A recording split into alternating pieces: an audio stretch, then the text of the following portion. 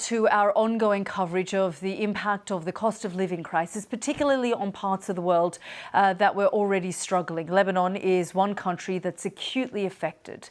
Before the country's ongoing troubles, families met $1.5 billion of the country's annual education costs, with government spending only $1.2 billion. Runaway inflation has led to major drops in household income, spikes in private school fees, and a nationwide teachers' strike. Now, 15% of households have taken children out of schools.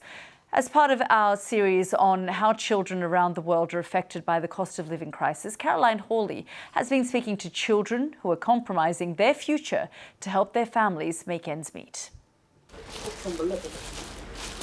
There's no other option for many children here but to grow up fast. Hassan's been working for 2 years, helping sell cigarettes. He comes here after school. I'm working here to get some money, and because it's better than being in the street.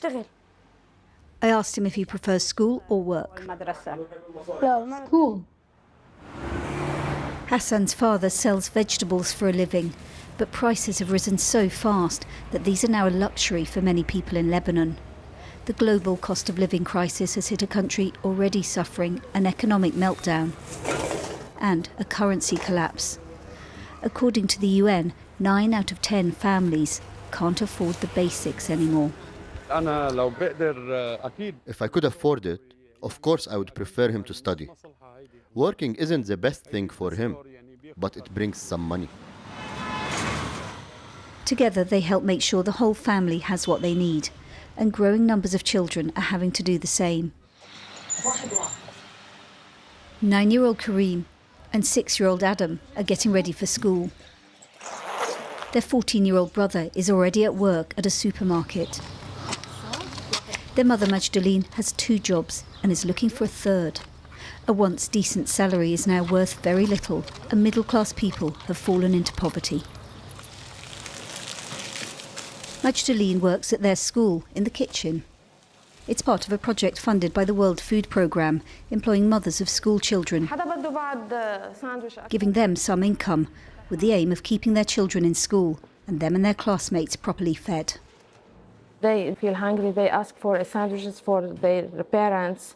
So many students ask us for, can I have this tomato for my mom? They knock on the door of the kitchen every day.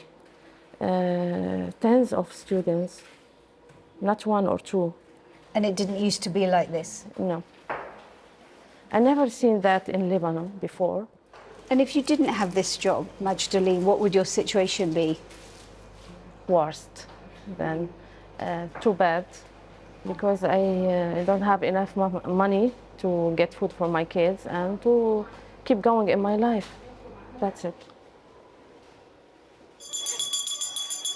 The UN Children's Fund says 1 in 10 families in Lebanon don't send their children to school anymore because they can't afford to. It's a sensitive issue, which brings embarrassment, even shame. Most of the street sellers here are Syrian refugees. But more and more Lebanese children are now joining them. In homes up and down this country, families have had to sell belongings as well as send their children to work.